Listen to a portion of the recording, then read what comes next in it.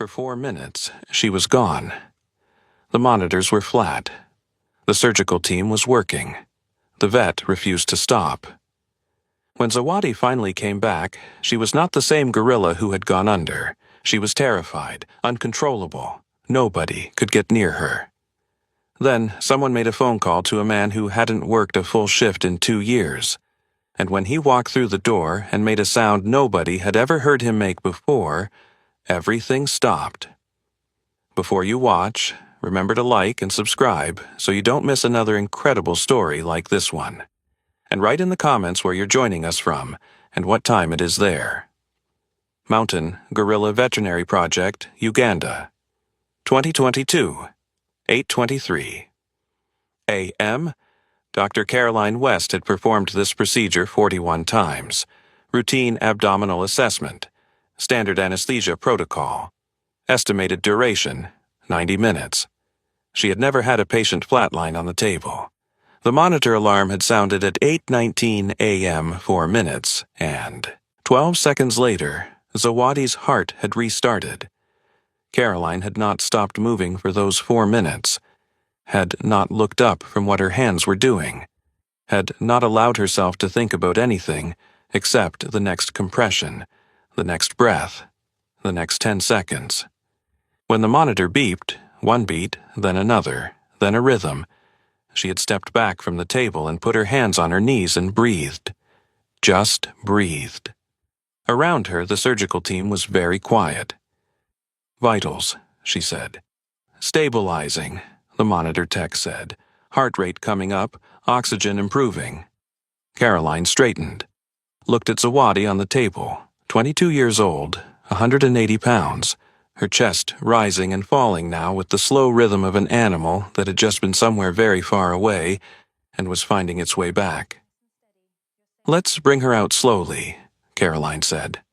Very slowly, watch the pressure. She had known Zawadi for 3 years, long enough to know that she was not an easy animal, not aggressive, but watchful. Precise. The kind of gorilla who remembered everything and forgave nothing she hadn't decided to forgive. She had earned every relationship she had. Nothing had ever been given to her freely. She had arrived at the sanctuary at 3 months old, with nothing except the particular wariness of an animal that has already learned the world cannot be trusted. The recovery had begun normally, and then it hadn't.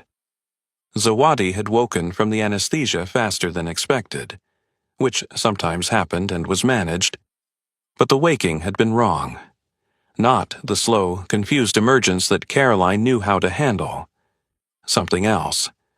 Something that had come back from those 4 minutes carrying something with it that hadn't been there before. She had come back frightened.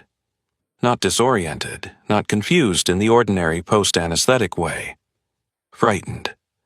Deeply, specifically frightened, in the way that a gorilla is frightened when it believes its life is in danger. She had thrown the first keeper across the recovery room before anyone understood what was happening. Not aggressively. Gorillas and genuine aggression were different, and Caroline had seen both. This was panic.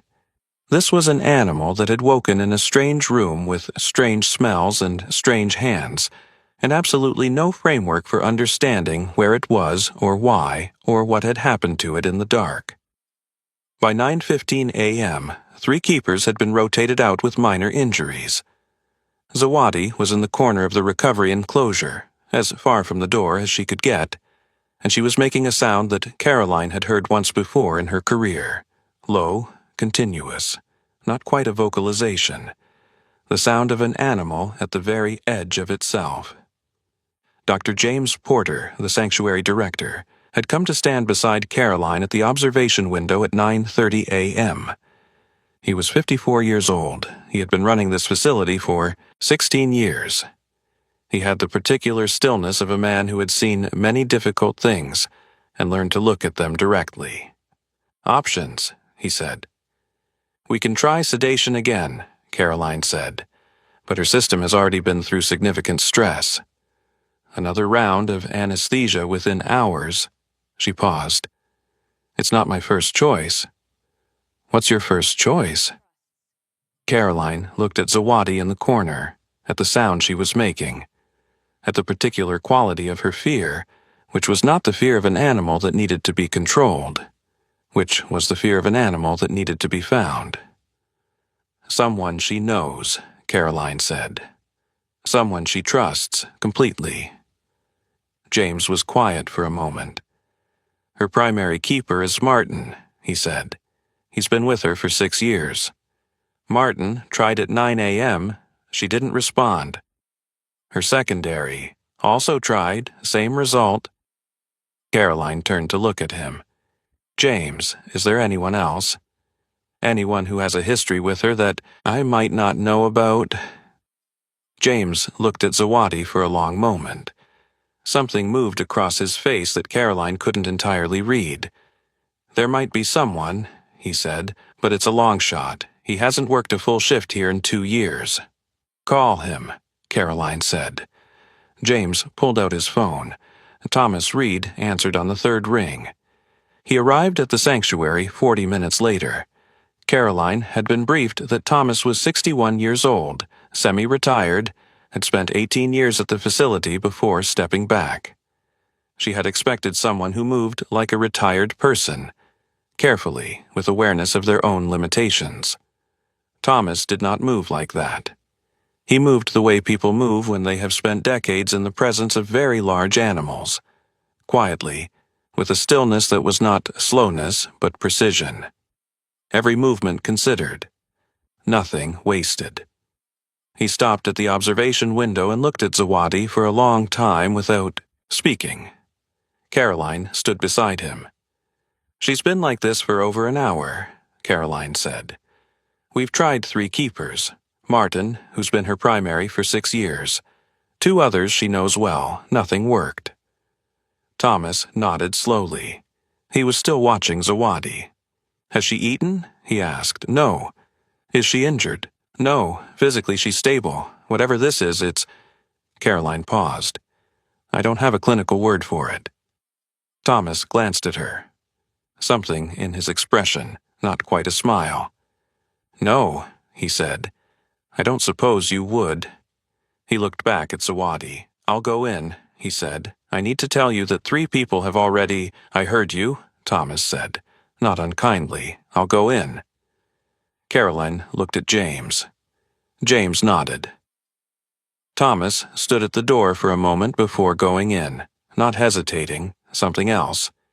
As if he was looking for something inside himself that he wasn't sure was still there.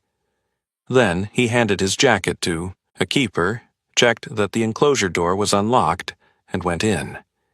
He did not approach Zawadi. He walked to the center of the recovery enclosure, not far from the door, not near her corner, and sat down on the floor. Caroline watched from the observation window.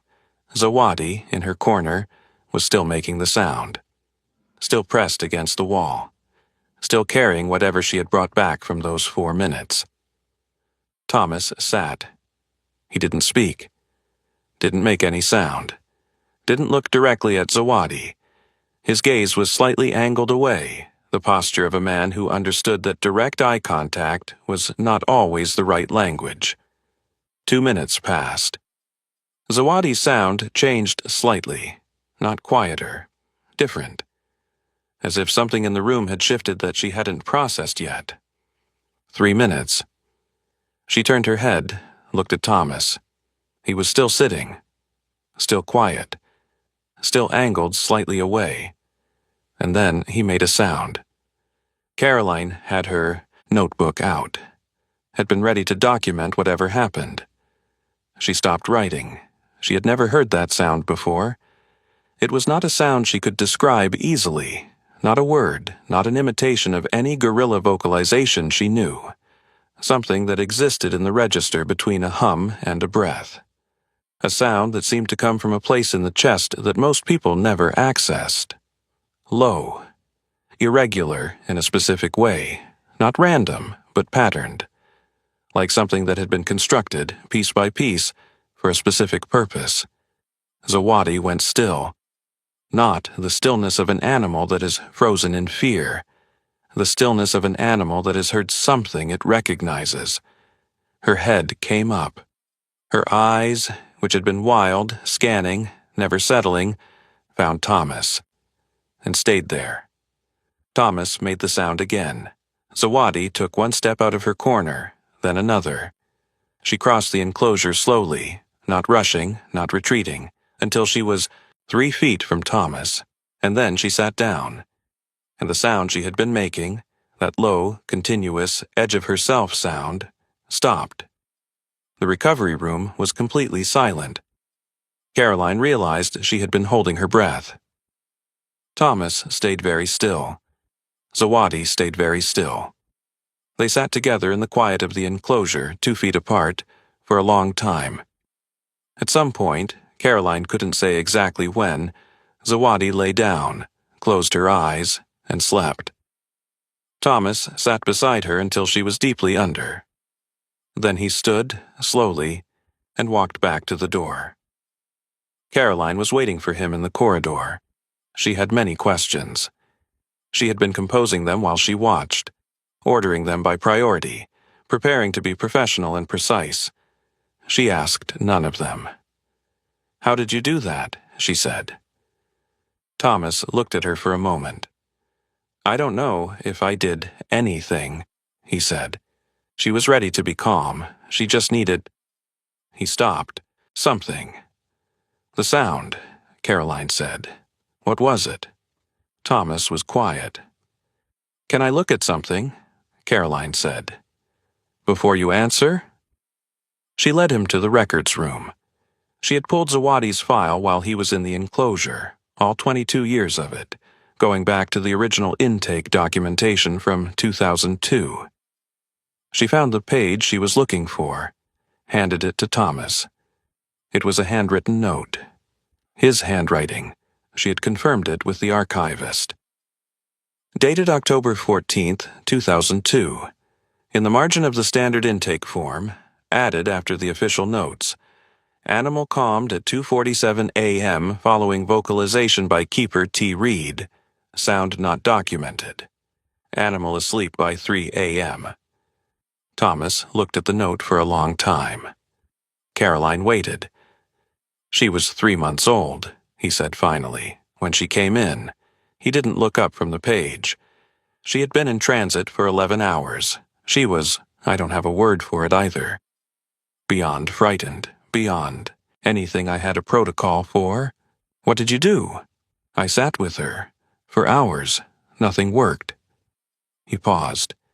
"At some point, I don't know, it was almost 3 a.m., I just made a sound. I don't know why. I wasn't thinking about technique or methodology. I was just sitting with a 3-month-old animal that was completely alone in the world, and I made a sound because silence felt wrong. You never documented it." "I didn't think it meant anything." He looked up. "I thought it was just a thing that happened, that she had tired herself out and fallen asleep and the sound was coincidental." "You never made it again?" "I left the night rotation 6 months later. I never had cause to." He looked back at the note. "I didn't know she remembered." Caroline looked through the observation window at Zawadi, sleeping. 22 years old, 180 pounds. A gorilla who had just been dead for 4 minutes and 37 seconds and had come back, carrying something from wherever she had been. And the first thing she had looked for, in all that fear, in all that confusion, in whatever dark place the 4 minutes had left her, was a sound she had heard once, when she was 3 months old, on the worst night of her life, and had never forgotten. She kept it, Caroline said quietly, for 20 years. Thomas didn't answer. He was looking at Zawadi through the glass, at the slow rise and fall of her breathing, at the particular stillness of an animal that has found, after a very long and frightening journey, the thing it was looking for. "I made it up," he said finally. His voice was not entirely steady. "I just made it up. I didn't know it would matter." Caroline looked at him. "It mattered," she said. She thought about something she hadn't thought about in years. Her first year of practice. a farmer in rural Kenya whose dog she had treated for 3 hours through the night, a dog that shouldn't have survived. She had said something to him at the end. She couldn't remember what. Something small and probably inadequate. He had written to her 6 months later. Said those words had kept him going through a year she couldn't imagine. She had never known. She hadn't thought she'd done anything at all. Zawadi was moved back to her enclosure the following day. She recovered fully, no lasting effects from the cardiac event, no behavioral changes that persisted beyond the first week. Thomas visited twice more that month. Each time, Zawadi crossed to him immediately. Each time, he sat with her for an hour. He never made the sound again. He didn't need to. She already knew he was there. Did you like this story? Do you believe animals remember the people who were kind to them? Yes or no? Write your answer in the comments, subscribe, and leave a like. Thanks for listening. See you in the next video. Have a magnificent day.